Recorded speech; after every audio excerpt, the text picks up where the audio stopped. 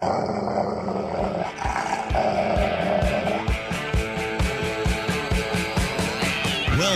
author, investment banker, consumer advocate, analyst, trader.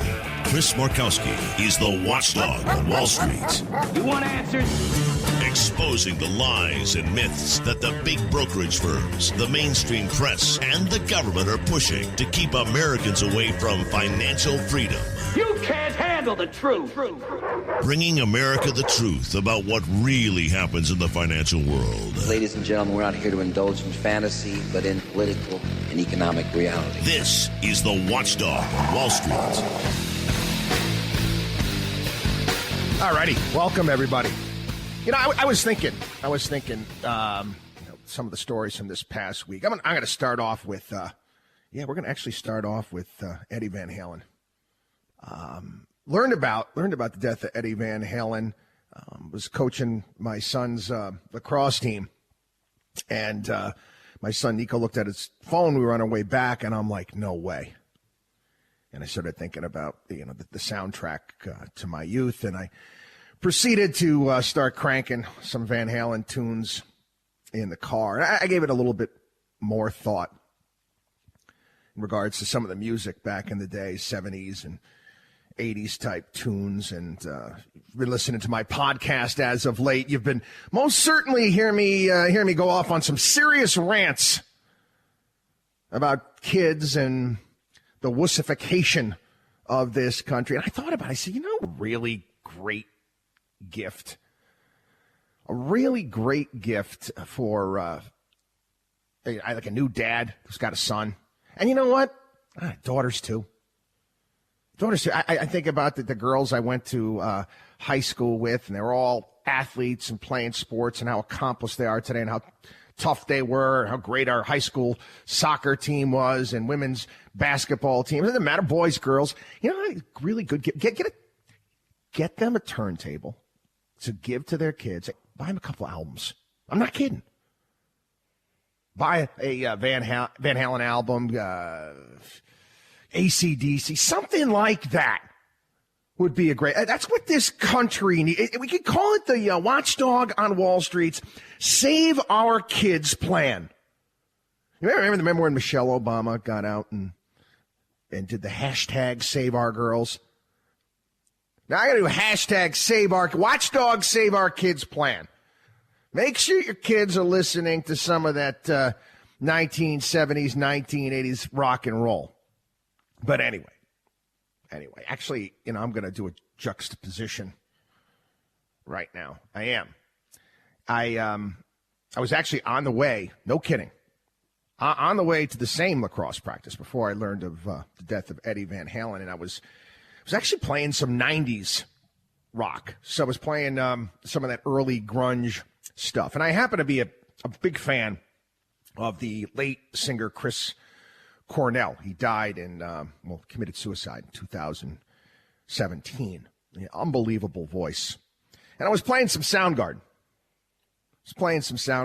In the car. And there's a song that they wrote. It's called Fell on Black Days. And the irony of it is that I was reading a column about this song and what it was actually all about. Because some people say, hey, you know what? 2020, you got all those memes out there. 2020, what a horrible year. And man, oh man, fell on black days. But that's where we're at right now. But there was an interview with Chris Cornell. I was reading about it. There's a great columnist out there by the name of Ben Hunt that was writing about this. And he heard the interview and how Chris Cornell, when he wrote this song, it was about little things over time. Little things over time, bad things. So sometimes they might be a kind of a big story at the time. Sometimes they might seem a little bit inconsequential, but they add up over time.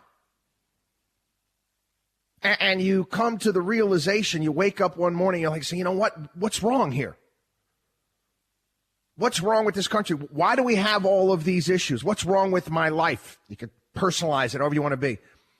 And you can use the analogy of being the frog that's in the frying pan, and you slowly heat the water little by little by little.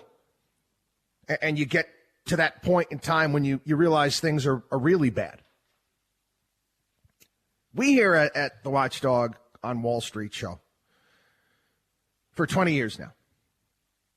20 years. There's not another show in the country like this. There's other, you want to call them conservative talkers out there. Limbaugh, Hannity, Savage is going off the air soon. He's just going to be podcasting, and there's several others out there. Nobody covers finance and Main Street. That's what we do. Nobody. Because again, listen, it's not a difficult thing. Let me tell you something. It doesn't sell advertisements. It doesn't. Yeah, I could sell a hell of a lot more advertisements if I crank up the country music here on the program and do Proud to Be America and head in that direction. That's not what we do. Okay, I don't have to. That's not my business. My business is to educate people. We are a rebellious show. We fight and always have fought against conventional wisdom. You've been following this program, been following what we've been doing over the past few decades. You know, you could take, listen, our See I Told You So list, the stories that we've covered, that we've warned you about. I mean, prior to this radio show, the penny stock hucksters, .cons, before I had this radio show, doing guest appearances on radio, on TV, telling you what was going to happen with all the .com companies. Nobody wanted to listen. We warned you. Late 1990s about all the banking mergers that were taking place. Not a good idea letting all these foreign banks, Swiss banks, buying up these American institutions. We warned you what was going to happen if we repealed Glass-Steagall. Over the past couple decades, we told you the consequences, and we're going to get into this further here on the program, with ultra-low interest rates, what it is doing to savers, to people that want to put money away, that want to actually have a reasonable rate of return. And the lie that you're constantly being told that, hey, look at how low your mortgage rates are. And the reality is that people don't understand that, gee whiz, mortgage rates go down, housing prices go up. It's just an inverse relationship. Again, the grand conspiracy out there to keep you poor and stupid. That's not my line. I wish it was. It was Donald Luskin back in the 1990s coined that phrase, and I love it. The conspiracy to keep people poor and stupid. We're the only ones fighting against that. We warned everybody about the real estate bubble. We did. 2005, 2006, I'm on the program. I'm like, what the hell are people doing? Taking money out of their 401ks to buy pre-construction condos. We've told you about the no inflation lie. The fact that you're told again and again, hey, there's no inflation out there. Oh, we can't stimulate. Everything is down in price. What a load of crap. You want me to tell you how this is a load of crap? I'll give you another example. I was laughing about this. This week was my 20th wedding anniversary, and I went to buy my wife a card. No joke, a card. An anniversary card, more than $10. I'm just citing that, but we all know. Anybody who actually pays the bills and looks at what things cost. Yeah, again, we just sit there and say, oh, okay, Fed says no inflation, must be no inflation. I don't give a damn that a television costs $700. You buy a television once, every 8 to 10 years. I have to buy groceries every day. I just, again, talking with I have a lot of clients that are in construction and contractors and plumbers and all sorts of stuff. Have you ever taken a look to see how much the cost of wood, how much it's gone up? Plywood alone? Skyrocket. You want to take a look at, through the roof. Through the roof. I think I mentioned this last week on the program. I said, when contractors are now, they're giving quotes, it's only good for 15 days. because the prices continue to go through the roof. Yeah, we told you about the no inflation lie. As of the past several years, we warned you about all of the unicorns out there, all these ridiculous IPOs and fake companies coming out of Silicon Valley. Oh, it's wonderful. It's great. I'm like, no. It's the same thing. It's the same exact thing that Stratton, Oakmont, and penny stock firms were doing back in the day. Jordan Belfort. They're just a hell of a lot more sophisticated now. Same scam. We warned you about Madoff.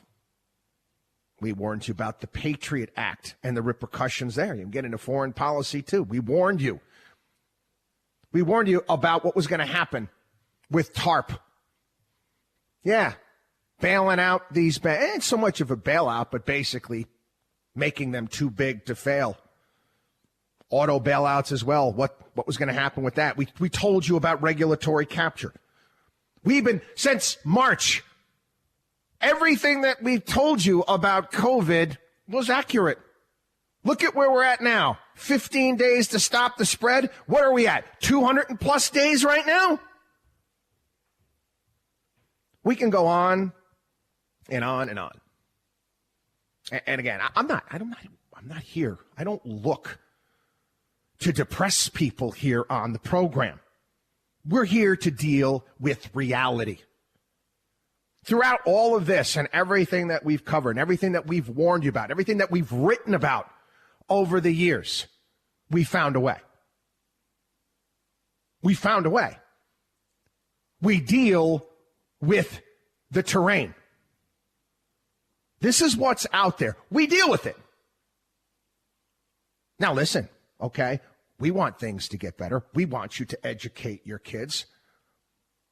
Again, this is, you can put yourself, okay, everybody understand, when I put yourself in my position? Most of the people out there been in my position.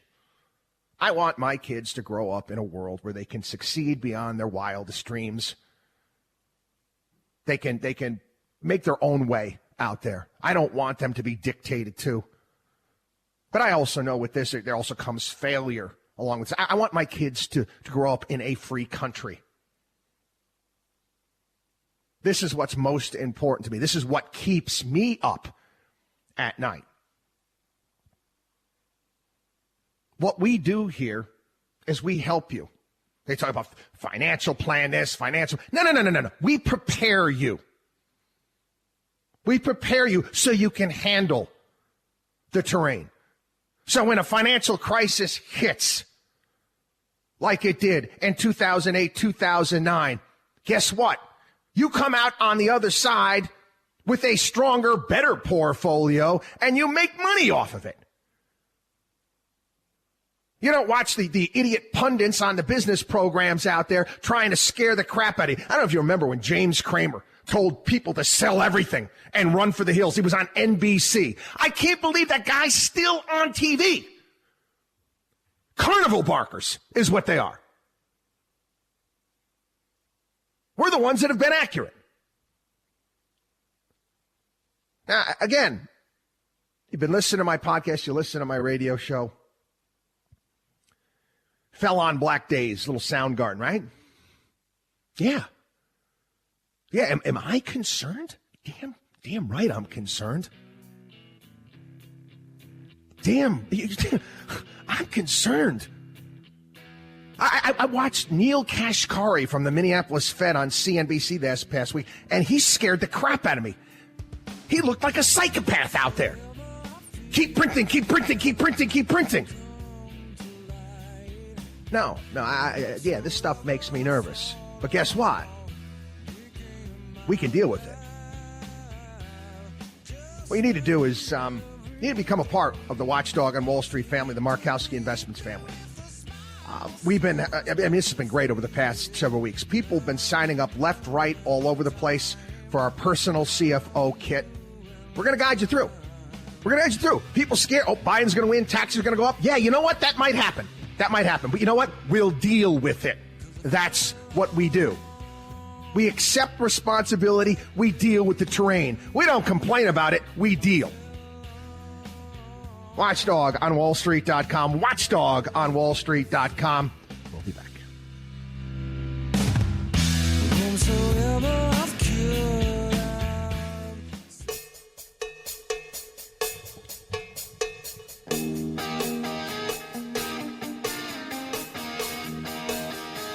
This is the Watchdog on Wall Street.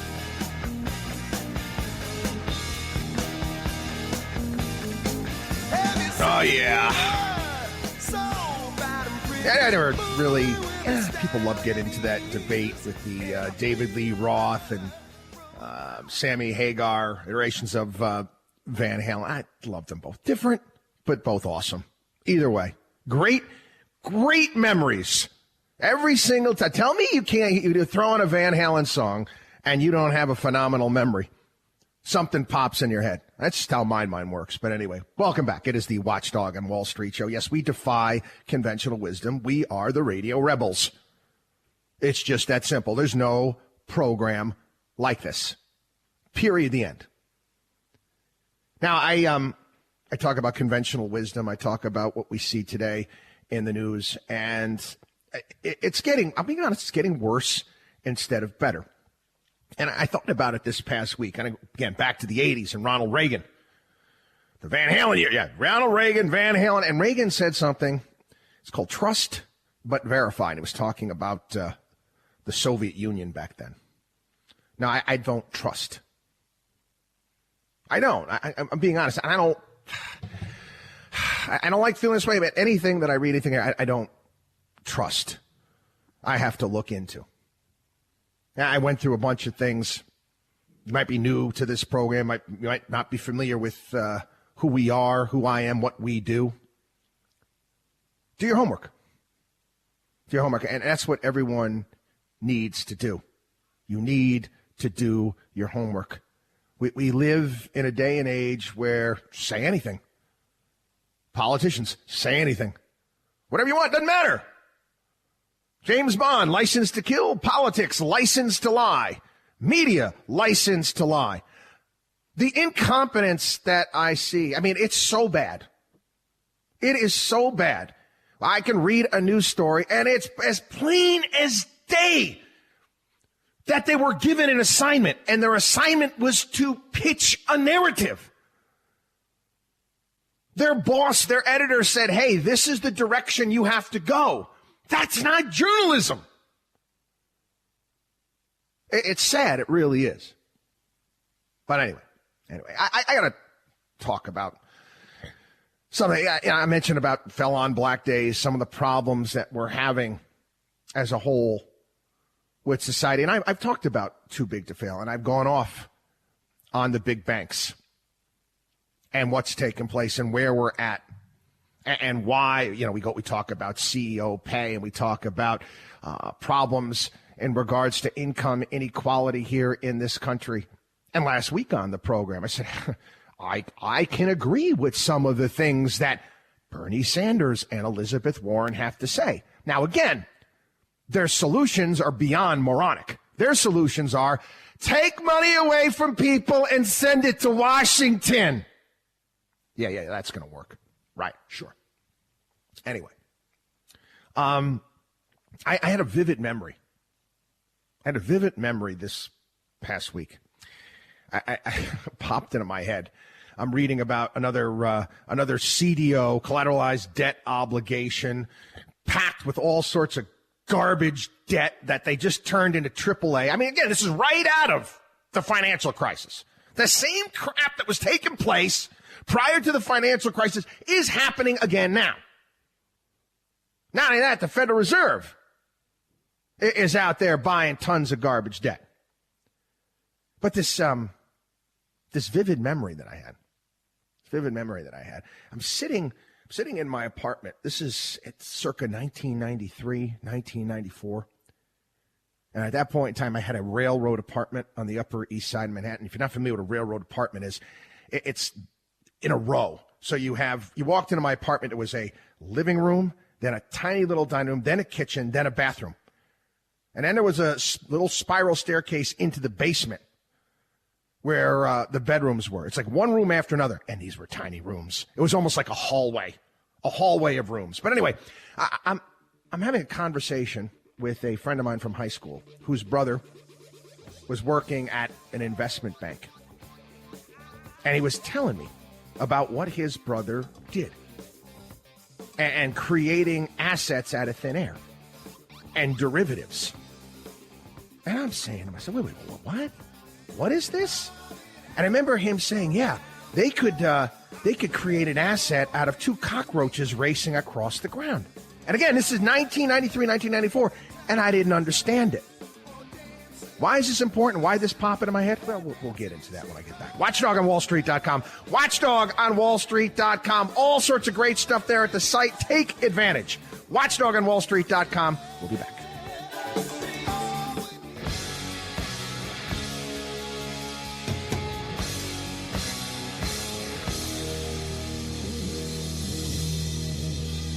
The only man who is taking on the Wall Street establishment. You're listening to The Watchdog on Wall Street with Chris Markowski. You know, I have to admit, I tell a story about, the vivid memory I had this past week of the conversation I had with a friend of mine from high school whose brother was in the derivatives department. I forget what investment bank or hedge fund back in the early 90s. And how they're creating assets out of thin air. And I at that point in time in my career, I'm obviously much younger, it kind of felt inferior. I didn't understand it.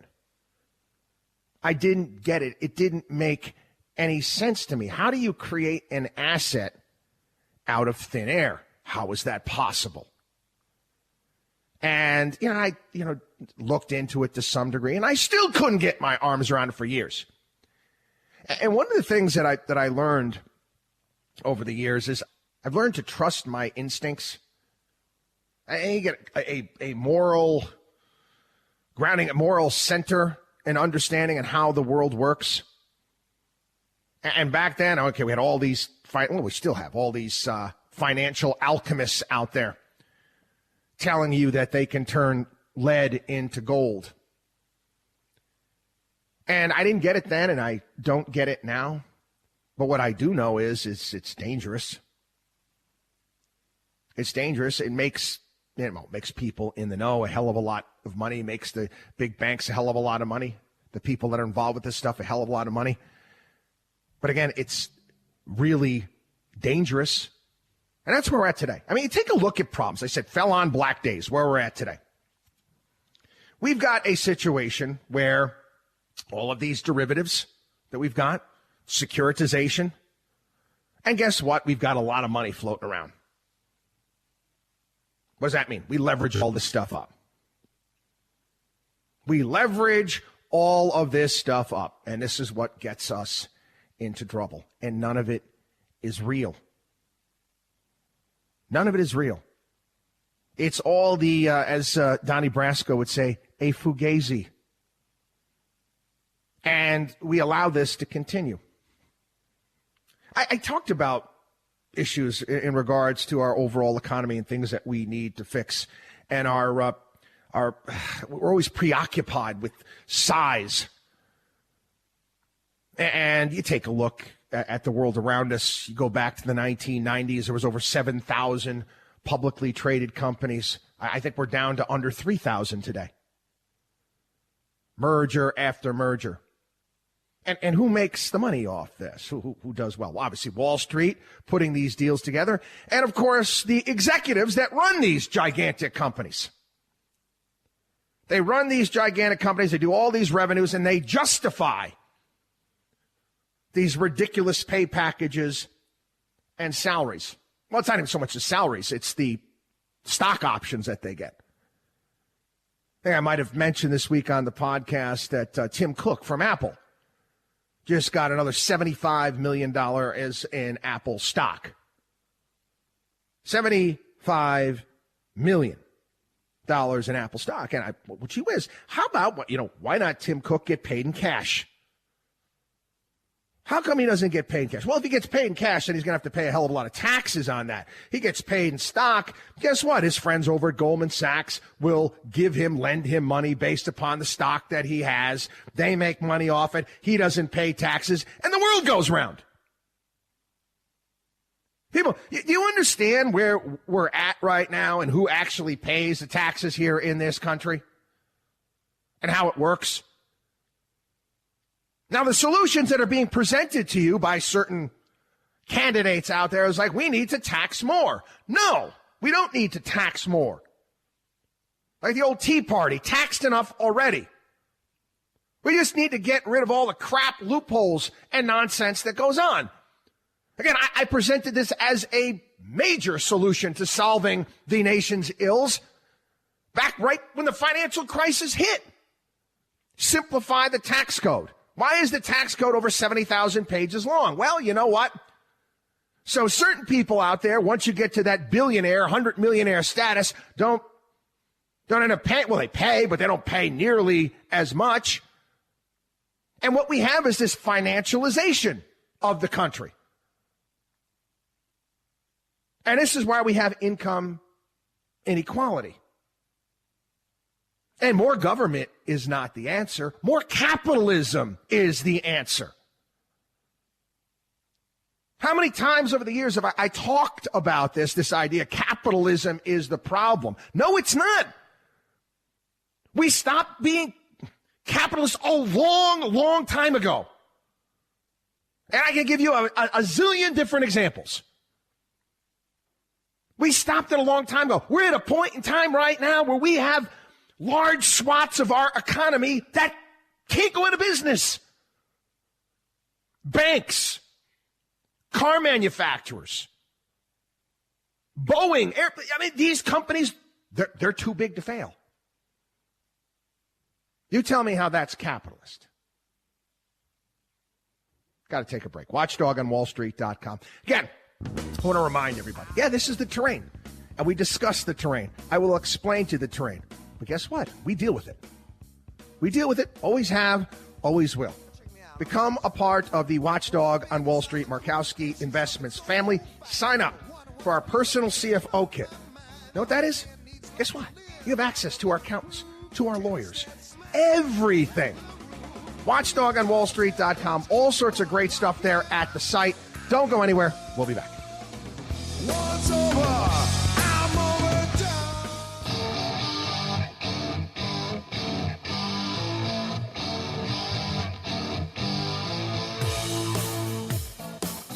You should believe in math, not magic. You're listening to the Watchdog on Wall Street with Chris Markowski. Damn straight. Damn straight. You want it? You got to toughen these kids up. Okay? You get newborn babies. You get invited. You got to buy a gift. You know what you got to do? You show up. Tell your wife, you go into a baby shower. You bring a turntable. A copy of Van Halen's Diver Down, maybe a little AC/DC Back in Black. And you tell the parent, no. I'm not buying you the damn diaper genie. I'm not doing it. You're going to thank me. You're going to thank me later on. Okay? There, throw in, guess what? Throw in a football, throw in a lacrosse stick. You're going to thank me. Anyway, it's a Watchdog on Wall Street save our kids plan. Wussification. I tell you, I get off the beaten track. This is a true story. I know I mentioned this past week on the program. I've been coaching kids for 20 years now. And when I first started the program down in Southwest Florida, lacrosse program down there, again, we were just starting it up. The sport, lacrosse, was new down there. And we had maybe 15 kids on the high school team, and I'm teaching them how to play. But many of these kids, again, they weren't tough. And, I was on them pretty hard. And let's just say I called the kids, and I still do. If the shoe fits, if the paw fits, say it that way. Well, I called them another word for kitty cats. And I'd be on them all the time. And I try to explain this. Life is tough. You have to toughen up. Don't be a kitty cat. Meow. Meow mix. And I still do it to this day. But I'll never forget. One day, and again, I'm still close with these kids from 20 years ago. One day, the kids all came to practice wearing T-shirts with kittens on the front of them. And I thought that was pretty clever, to say the least. Anyway, wussification. I see this story, and I'm like, you've got to be kidding me. There's a story about financial education in our schools, and it's something that I believe in. I for the life of me, I don't understand. I don't understand how one can graduate from an American high school and not pass a citizenship test. I don't know how a kid can graduate and not understand how money works, what interest is, compounding interest, how important it is. Financial education is very important. I think it should be a requirement. But I see this story, and they're like, well, you know, financial education in schools makes some people feel better about their money, but not everybody. I'm like, feel better? Well, what do you mean? I didn't realize that class was supposed to make you feel better about something. The entire column is like, hey, yes, everybody came out smarter, but certain people didn't feel as good. Does physics a feel-good class for some reason? Is math a feel-good class? I don't give a damn about your feelings. Do you know more or less? Damn kitty cats. WatchDogOnWallStreet.com. WatchDogOnWallStreet.com. We'll be back. Chris Markowski is the watchdog on Wall Street.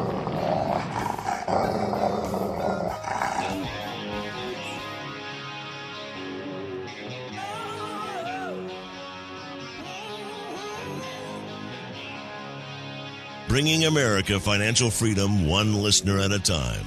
You're listening to the Watchdog on Wall Street with Chris Markowski. Welcome back, everybody. It is the Watchdog on Wall Street show. One of the things I learned this, I don't know when I learned it, but it was decades and decades ago.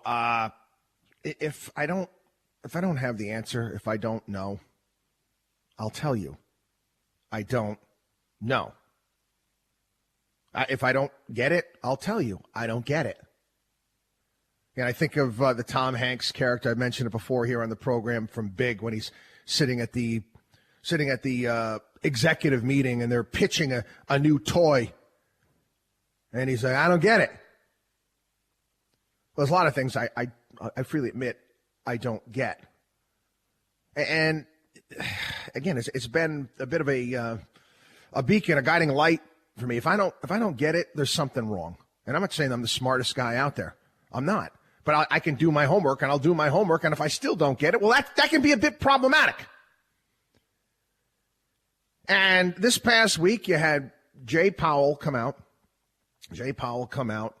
And he's talking about the importance of spending more money. We need more help from Congress. There's a low risk of borrowing too much money or the Fed printing too much money. And then I see Neil Kashkari. He's got crazy eyes. Honestly, Neil Kashkari, he could play a serial killer somewhere. He's creepy. He's creeping me out, man. Oh, no. We can keep printing. There's no danger. No danger here. Just keep printing. And I'm thinking about Jay Powell and Neil Kashkari, and I equated it this past week to the Chris Rock character from New Jack City, addicted to crack. It keeps calling me, man. It keeps calling me. It keeps calling me. They got to keep printing. Got to keep printing.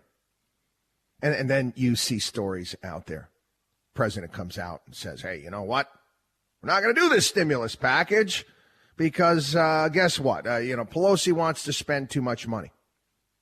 And I want everybody to fully understand what $2 trillion is. $2 trillion just a couple years ago was half the yearly budget for the country. And they're throwing that number around like it's nothing. $2 trillion. Do you have any idea how much money that is? But then all the stories, you see it on CNBC. This is illogical. Trump is being illogical. And then they find some traitor that remain nameless said it doesn't make any sense. Do me a favor, okay? Go sell your bull excrement somewhere else, CNBC, Wall Street Journal, and all you other places out there like to hold yourself out as high and mighty. You can't understand. You might be able to fool a large swath of the country, but you can't fool me. It's a BS story. You looked for people to give you that answer. And once you got that answer, you decided to print it. It's not journalism. It's nonsense. It's programming, which is what? Propaganda. And that's something that everyone needs to understand. So, I talk about not understanding.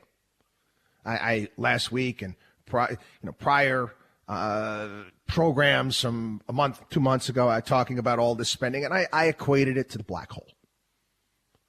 And then I how many people out there, just out of curiosity, and you could, be honest, how many people, when you went to go see, and again, it was a visually stunning movie, unbelievable cast, Christopher Nolan, an unbelievable director, one of my favorite. You go and you see Interstellar. I truly believe that if you go and you see the movie Interstellar and you walk out of it completely understanding what the hell you just watched and what just happened, they should just give you a doctorate, for crying out loud.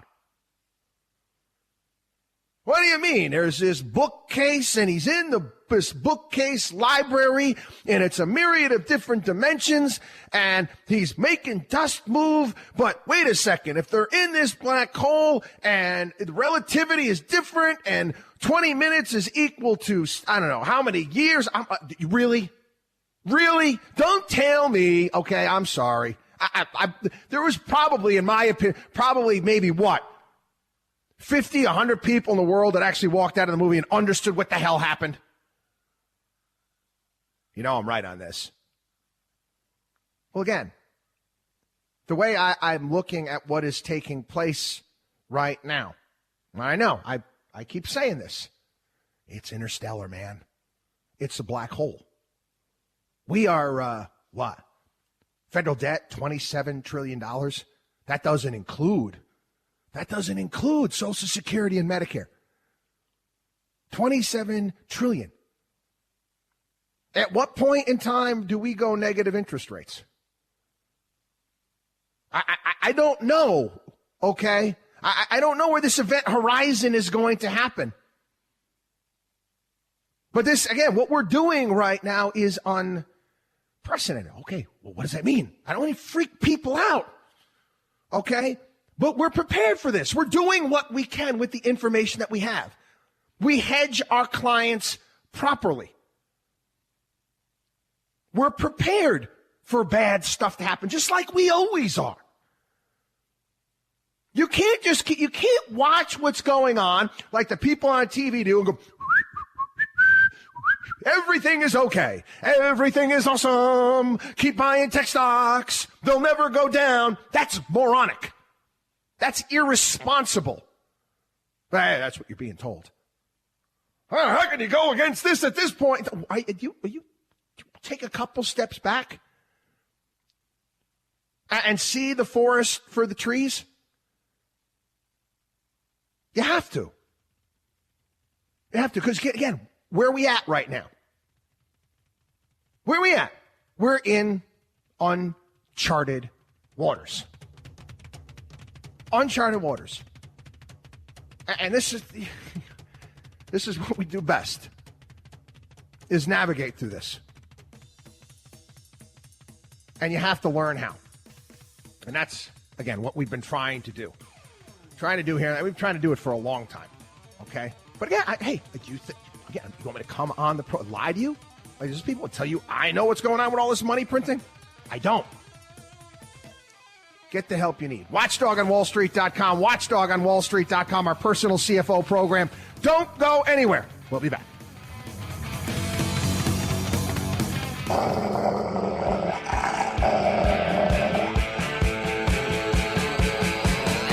Well-known author, investment banker, consumer advocate, analyst, trader. Chris Markowski is the watchdog on Wall Street. You want answers? Exposing the lies and myths that the big brokerage firms, the mainstream press, and the government are pushing to keep Americans away from financial freedom. You can't handle the truth. Bringing America the truth about what really happens in the financial world. Ladies and gentlemen, we're not here to indulge in fantasy, but in political and economic reality. This is the Watchdog on Wall Street. All righty, welcome back, everybody. It is the Watchdog on Wall Street show. I remember when I was a kid, and I'd been back in high school, started really getting into lifting weights for football and the sports that I played, and there was all sorts of cautionary tales out there that you would see. I remember that there'd be warnings talking about steroids, and I have to admit, I never saw it. I never saw it around my school. I didn't. But I remember this. You'd see the story, what happened to Lyle Alzado and many others, and people that were adversely affected by steroids and what happens to them. Our economy is sugar high, steroids. If you don't think that there's going to be issues, repercussions for what we're doing, we already have them in many respects. First hour of the program, we talked about low interest rates and what that has done to people who want to save. What it has done to people who want to borrow money for their small business. You're like, well, what do you mean by that? Well, let me ask a question. You're a bank, and your business used to be lending. Your business used to be lending, but now guess what? Because they repealed Glass-Steagall, you are also an investment bank. And you'd rather use that leverage to mess around in ridiculous financial assets so you can make more money. So you're not really lending that much anymore to the local businesses. Why? I mean, listen, obviously you can charge a higher interest rate on a business loan, but it's not that great. Hey, listen, you got to look to your shareholders. Hey, I can take that money and I can use it and buy some crazy derivatives out there and leverage up these assets and look at our bottom line. Yay, look at me. Everything is awesome. But it's not. It's not. It was a couple months ago. Remember we used to see in the news all the time, he's one of Donald Trump's advisors, Larry Kudlow would be on TV often. And Larry Kudlow would come out. Where in the world is what happened to Larry? I haven't seen him. I haven't seen Larry Kudlow. Still see Peter Navarro. I haven't seen Larry. Larry would come out and he'd talk about a V-shaped recovery. And we're going to have a V-shaped recovery and it's going to bounce back. And then some people say, no. No, it's going to be a U-shaped recovery. It's going to take much longer to come back. And now there is talk of the K-shaped recovery. K-shaped recovery. And again, the K-shaped recovery is, I'm being honest, it is a left-winger's dream. It is a left-winger's dream. It is, because it creates people that are in need. It creates despair.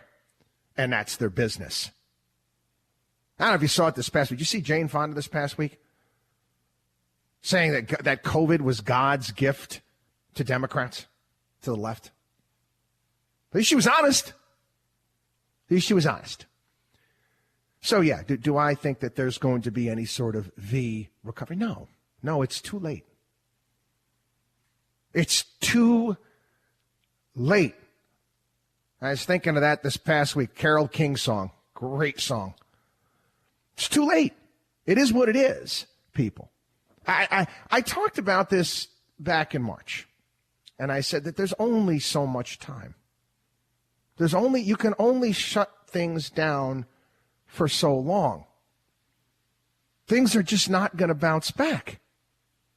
It's just, you can't expect, and that's the funny thing now, is that you're hearing that. You got professors, you've got, oh my God, we need to help out the restaurant industry. We need to help out hotels. I did an interview this past week on a big station in New Jersey.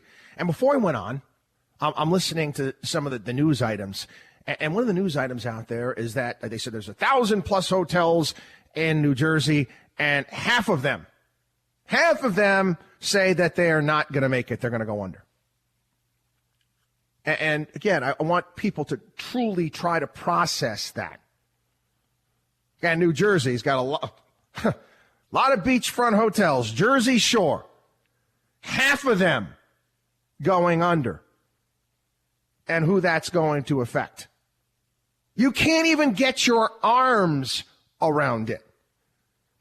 And better days here on the program, I talked about that story from the 1950s, iPencil, which basically is a story about how wonderful the free market is and how the CEO of a pencil company couldn't get his arms around all of the people that are involved in one way, shape, manner, or form with the manufacture of one pencil. Think about this in a inverse way. And again, it's a negative way. All of the people that are going to be adversely affected by all of these businesses going under. Now, we're being told by, again, these idiot, and again, I call them idiot professors because they are. They never had a real job in their entire lives.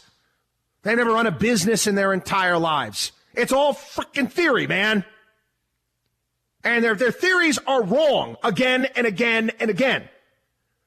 All of these professors, all these wizards are smart. We need politics. We need to help restaurants out. We need to help hotels out. Well, you're going to just throw good money after bad. Well, how much money are you going to send them? These businesses are not going to survive unless you reopen the economy. And we explained this back in March. There's only so much time. And as every day goes by, more and more businesses go under. More and more people lose their jobs. Now, you don't think that we've had to advise people over the past several months? People hold on for so long, it's their dream. And I say, hey, listen, you know what? You got to do a little Sun Tzu, the art of war here. You're going to have to maybe cut your losses and come back again to fight another day when the terrain is different. Because it's not improving in many areas. Some areas of the country, it is. If I was Ron DeSantis right now, the governor of the state of Florida, or Abbott in Texas, I'd be going to my local university there, and go to Florida State there in Tallahassee, or I don't care, any of the universities, get some interns and have them start cold calling restaurateurs and people that are in the travel and leisure industry and trying to get them moved to the state. We welcome you down here. We want your business down here. Obviously, where you are, they do not. I mean, there's tough decisions that need to be made, but the reality is that you can keep writing relief checks. It's not like they want to do another PPP program. Oh yeah, we need to help restaurants pay their workers. Pay their workers? They're going to pay their rent. They're going to pay their taxes. They're going to pay their electric bills. They're going to pay all of these things. Pay their workers? How are they going to do that? No, it's stupid, is what it is. Oh, and again, you want sheer stupidity too. I got to talk about this stimulus package that they're pitching right now. Stephen Moore brought this to my attention. Said Pelosi wants $2 trillion, right? Wants $2 trillion. You know how much money the government collects in income taxes? 1.8 trillion. You know how much money the government collects in corporate taxes? I'd say about 260 to 280 billion. So what Stephen Moore suggested, I said, oh, you want a stimulus? Okay, why not cut the income tax to zero for 2020? Why not cut the corporate tax to zero? Done. There you go. There's $2 trillion that stays in the private sector. You don't have to send it to Washington, D.C., where all these dirty little bureaucrats get their grubby hands all over it and got to take their vig. Got to have their take. And again, to people that are not familiar, listen, there's certain, I one of these days I have to put it up on our website. It's like a required reading and required viewing list that you have to have. And Godfather 1, 2, you have to watch those several times. I sub-reference them often. In Godfather 2, there's the character of Don Fanucci. Don Fanucci is, he's this mafioso in the Lower East Side of Manhattan. Lower East Side of Manhattan, again, Coppola did such a wonderful job filming this back in the day where he would extort money. He'd go from business to business to business. He'd wear this all-white suit. And he worked for the Black Hand, right? And collect protection money. And he said the same. He said, I got to wet my beak. I've got to wet my beak. Yes, what do you think Washington, D.C. is? Huh? What do you think they do there? They wet their beak. We send trillions of dollars there that should be kept back home within your states and within your local communities, where they get their grubby little hands on it and they send their kids to fancy pants private schools in and around the area. And we have some of the wealthiest zip codes in the country surrounding Washington, D.C. So, hey, Stephen Moore makes a good point. Oh, you want a stimulus package? Well, just cut taxes to zero. Listen, people, okay? The only way the economy is going to recover is if we open up. Period. The end. That's it. We got enough is enough. We're trying to scare the crap out of everybody, and we'll get into that a little bit later on in the program. That's the only way. Washington can't fix it. We cannot stimulate our way out of it. We cannot send helicopter money over the country to solve the problem. It's not going to solve the problem. It's a sugar high. It's a steroid. It's not real. WatchDogOnWallStreet.com. WatchDogOnWallStreet.com. Again, get there. Take advantage. There's many people. I mean, we've been working our tails off, which is, I'm all for it. I love helping people out. Our latest personal CFO. Yeah, that's it. Become a part of our personal CFO program. Have access to our accountants, our lawyers, our financial, all the preparation we do for finances. Everything is there. Sign up for it. It's absolutely free at WatchDogOnWallStreet.com. Our newsletter, my columns going back decades, our podcast, everything there at the site, WatchDogOnWallStreet.com. We also have our 24-hour-a-day help hotline, 800-471-5984. We'll be back.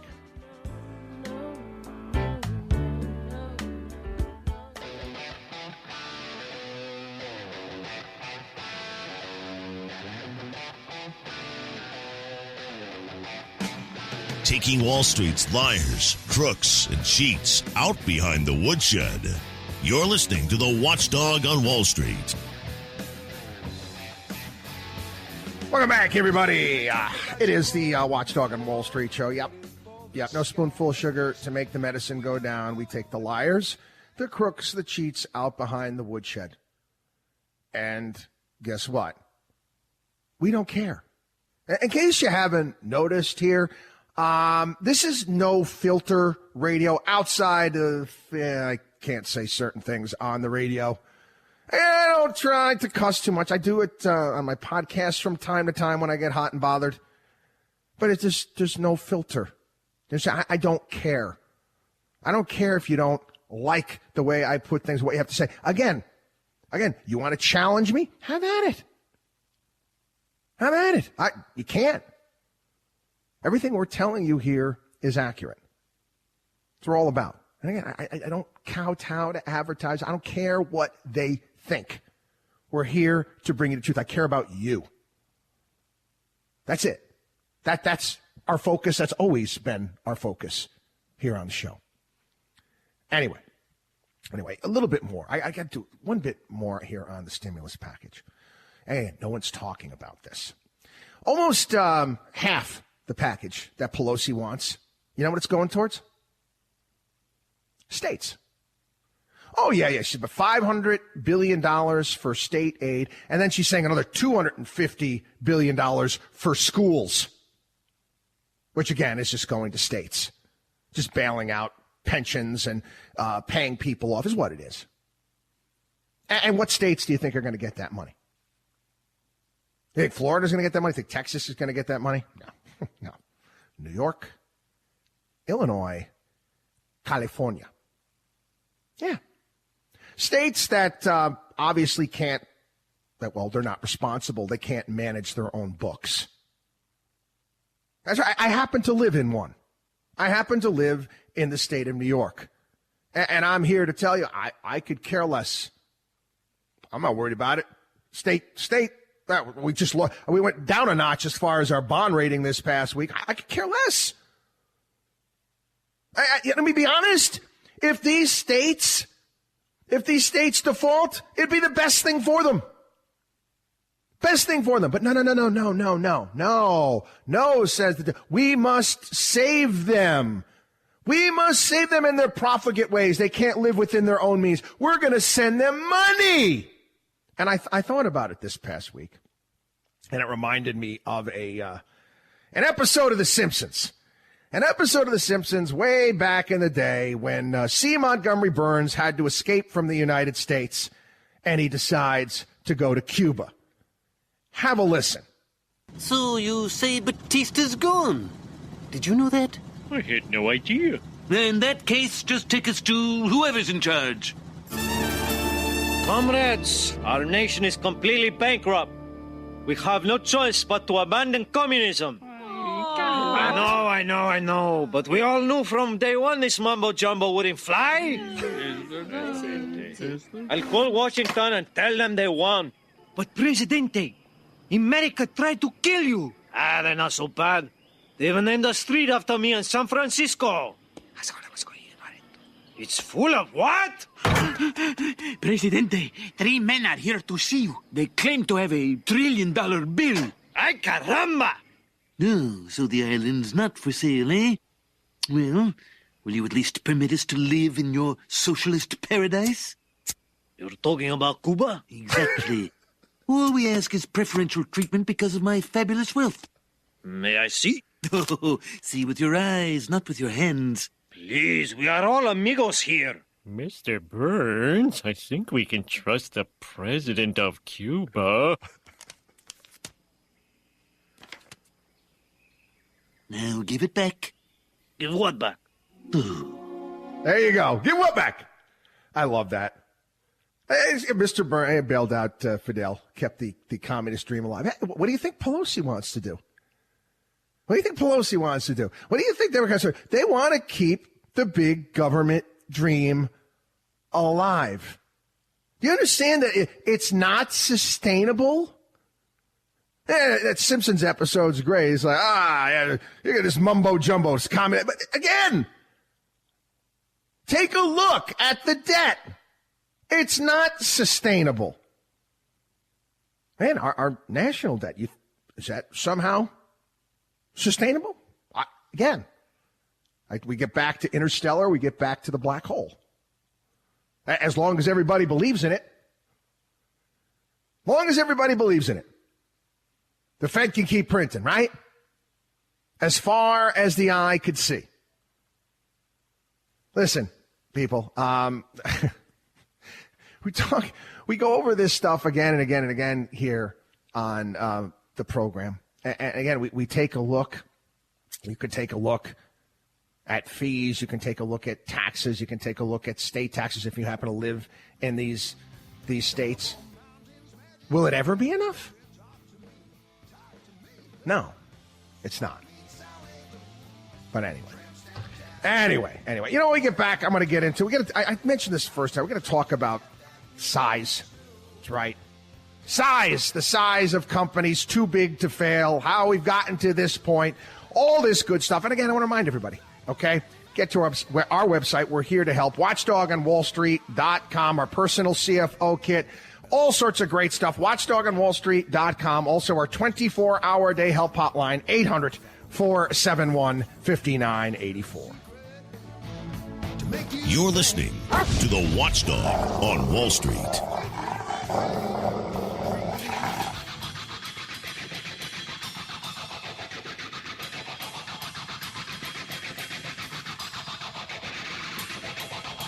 This is the Watchdog on Wall Street.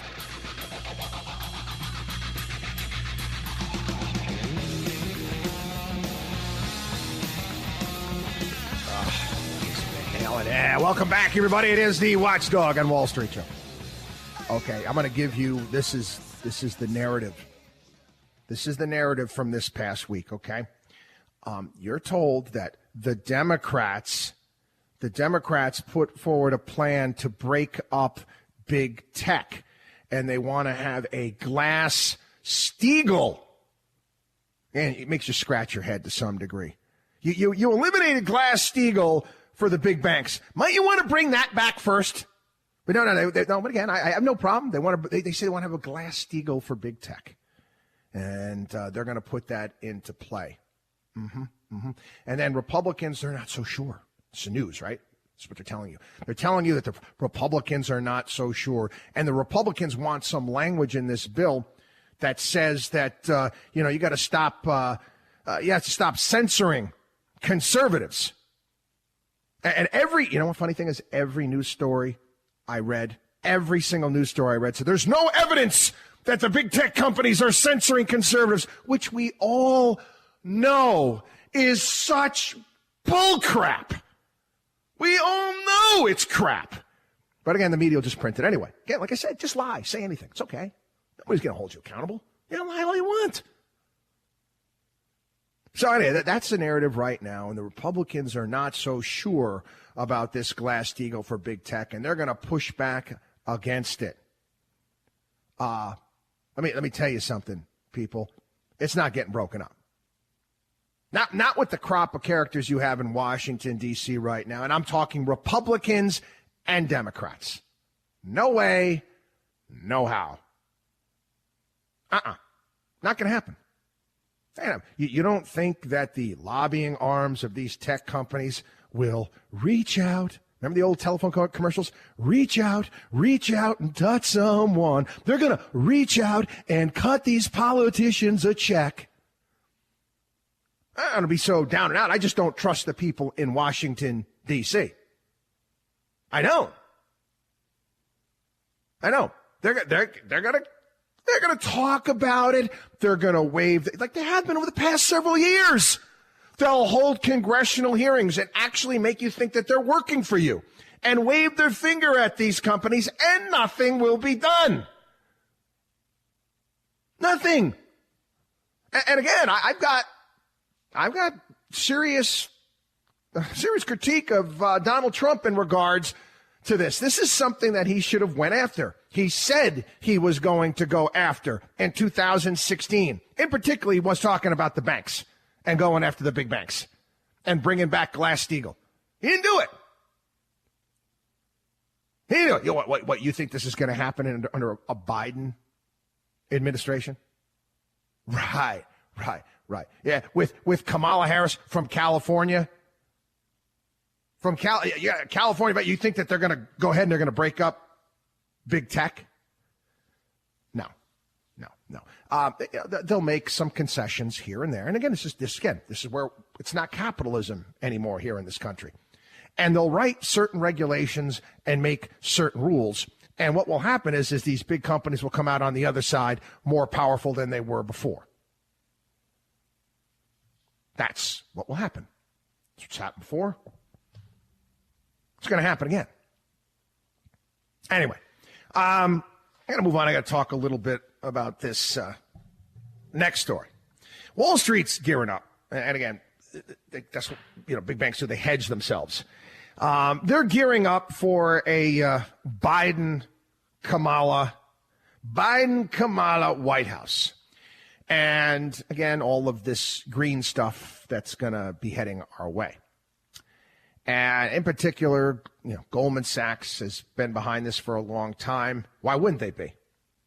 I mean, hey, I want to trade air. That's right. That's right. Carbon credits, they want to make them tradable. They want to trade air. Yeah. Again, I told the story before. Back, I can't remember what year it was. Al Gore is holding his Live Earth concerts all around the globe, and all of these rock stars and pop stars flying in their private jets, doing these concerts, patting themselves on the back, thinking they're saving the planet. You go to the website, and Al Gore is selling carbon credits, actually getting people to send him cash. Again, it's like an indulgence, like the old medieval Catholic practice of indulgences. You were basically paying Al Gore to get rid of your carbon sin. And I messed her. I went on the website, and I put in my information for my family, and I was told, I think I was told I could pay a certain amount any single month, or I can cut Al Gore a check for $3,000, and I would exercise the carbon demons. Exercise my demons. I would be clean, says Al Gore. Oh, yeah. Yeah. All of this stuff is coming down the pike. When you get back, I kind of delve into it. I wrote a story about Al Gore before he got really, really wealthy. Oh, yeah. Yeah. We're going to go back to that and explain to you how, a little bit more on how Washington, D.C. works and how they're tied into the big banks and all that good stuff. Again, stuff you will not hear anywhere else. WatchdogOnWallStreet.com. WatchdogOnWallStreet.com. Again, become a part of the Watchdog on Wall Street family newsletter. Consultations with our certified financial planners. Preppers is more like it. All sorts of great stuff. Our personal CFO program. WatchdogOnWallStreet.com. We'll be back.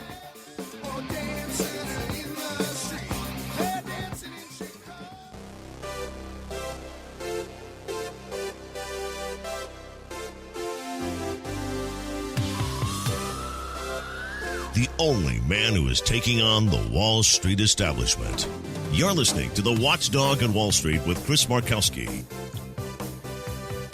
Welcome back, everybody. I'm going to get into this a little bit. Again, all of this is these are teachable moments. We get into these topics here on the program so you can understand how the world works, and you can also get into our minds and how we go about thinking in regards to investments and positioning money. Again, we deal with the terrain. That's our job. That's our job with our clients as we deal with the terrain, what's out there, what's going to happen next.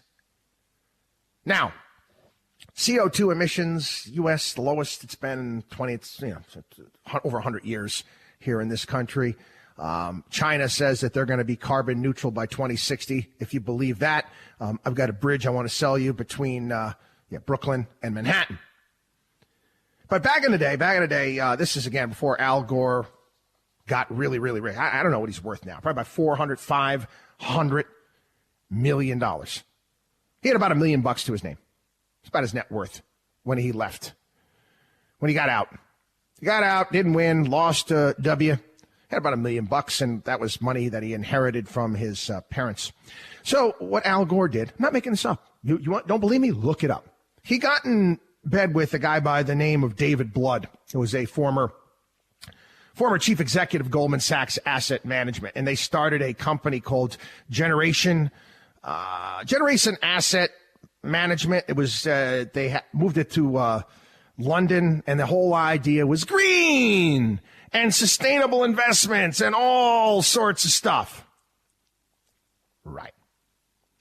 He also got himself a board seat at Apple. Again, what the hell I bet you Al Gore didn't even know how to turn on a computer, even though he said that he invented the internet. Again, this is how they pay off politicians. When you get on the board of Apple, his pay was, guess what? Stock options. So he made tens, if not over $100 million in just his Apple stock options that he's handed. It's like free money. Free money if you're a politician, right? But again, this is the type of money that these big tech companies can throw around, right? Hey, Mr. Senator, hey, you're not going to be a senator forever, right? I can be a senator forever. You don't want to go breaking up Facebook. Guess what? You might want to sit. When you're done, you might want to sit on our board. We'll have you on as one of our board of directors, and we'll pay you in stock options. Nothing illegal about that. Should be, but again, our founding fathers believed that, we would have people with, I guess, a little bit more of a moral, that didn't have the ethical bypass at birth in Washington, D.C. But again, whose fault is that? We put these people into power, right? That's how it works. That's how it works. And that's how these people become millionaires 100 times over while never holding a real job in their entire lives. Pathetic and sad, but hey, it is what it is. Watchdog on WallStreet.com. Watchdog on WallStreet.com. Just getting warmed up here on the program. Don't go anywhere. We'll be back. Chris Markowski is the Watchdog on Wall Street.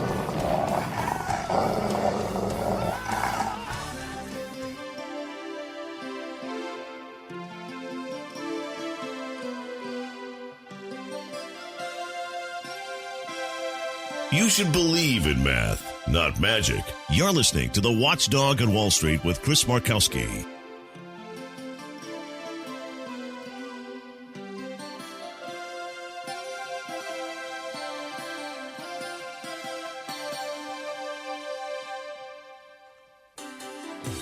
Yeah, I had to wait till he got into the tune a little bit. That's great. So, Dreams, Van Halen. You remember the video for that song with the Blue Angels? That was awesome. Again, you couldn't do that today. You couldn't do it. Might make somebody upset. It might trigger somebody, with fighter jets flying and all. It's a sign of the patriarchy. And they got those phallic-shaped missiles on the plane. We can't do that today. Anyway, welcome back, everybody. It's the Watchdog on Wall Street show. I was did several interviews this past week, radio and TV, about the idea out there that, the stock market is going to do well with a Joe Biden presidency. And they wanted my take on what the action has been in the markets, right? One of the stories that came out this past week was the poll numbers that I think showed Joe Biden, I think, up 14 points in one of the polls. And some of the people actually coming out and actually saying, well, it's up 14 points in the polls. Well, that means we're not going to have a year 2000 situation, if that makes sense. We're not going to. There's the idea out there that the uncertainty after November 3rd, where we might not have a clear-cut winner, and what that will do to the markets. And now that the convention, Biden's up by enough now, and he's going to be a clear-cut winner, so we're not going to run into that same situation that we ran into back in 2000. Yeah, maybe. Again, that's somebody just throwing their ideas at it. Quite frankly, I think it has a hell of a lot more to do with spending. I think Wall Street is gearing up for Spendapalooza. And when, Biden's taxes, the taxes are going to go up, and that's going to be a hit. But you take a look at what they want to do and the amount of money they want to spend. Whew, boy, I just thought about it. I know it's another 80s hair band. Here we're playing a lot of Van Halen today, but remember the old Def Leppard song, Pour Some Sugar on Me? Hit me like a bone, baby, come on. I mean, again, we're pouring sugar on it. And that's what they're looking at, right? I said, oh, boy, this is going to be good for stocks. Boy, the government's going to be spending a ton. But what happens with sugar highs? They wear off. They wear off, and there's repercussions. There's repercussions. What happened leading up to the Great Recession and everybody out there thinking that they were the greatest real estate developer, the next Donald Trump out there owning pre-construction condo. Guys, I'd be on this program and I'd be warning people about what was going to happen, what was about to happen. What happened during the dot-coms warned you what was going to happen. You have to, at some point in time, you have to ground yourself. You have to ground yourself, and you have to deal with reality. We cannot print our way. We cannot spend our way out of our problems. We can't. Can't do it. And again, short-term movement for the stock market? Sure. Could you see a major run-up right away with all that? Yep. But what's on the other side? And again, that's what we're good at. That's what we're good at. Yeah, we can, fine. We can deal with the upside. But again, we're able to deal with the other side. Yeah, let's go back to 2008, 2009. Again, conventional wisdom, run for the hills. Oh, my God, capitalism is over. Economy is going to fail. Sell everything. Stock market collapses. What were we telling you to do? We weren't doing Duke and Duke. Sell, Mortimer, sell. No. What were we doing? We're buying. We were looking for value. I remember being called. I was interviewed somewhere. Well, doesn't that make you a vulture investor? No. That makes me intelligent because I buy low and I sell high and I take advantage of value. It's amazing how people come up with names and all the little things they like to criticize you with because you're just smarter than they are. Oh, yeah. Yeah, they were talking about with some of the real estate guys that were coming down to Florida and buying up properties that were going into foreclosure. They're just a bunch of vultures. No, they're just smart. They're taking advantage of the terrain. But again, people do that all the time. I got to get into some ripoffs and scams here. I saw this one. And this is my neck of the woods. Okay, there's a guy by the name of Paul Rinfret. He had a firm in Mount Host. It's a very hoity-toity area of Long Island, and I tried to help some people. Again, I meet people and lacrosse tournaments, things I do out here. Hey. What do you do? Oh, what do you think of this guy? I, took a look and I said, hey, you know what? I think you might want to, and I'm very, I think you might want to look a little bit deeper. I think I want to delve a little bit deeper. There's a problem with this. Not one person that I warned about this individual, not one listened to me. What do you think happened? Yeah, the guy's going to jail. Stole $20 million in a Ponzi scheme. He's getting 5 years in prison. A little suggestion. Don't doubt me. Been doing this a long time, okay? I know who the crooks are. My bull excrement meter is the strongest in the industry. WatchdogOnWallStreet.com. We'll be back. You're listening to the Watchdog on Wall Street.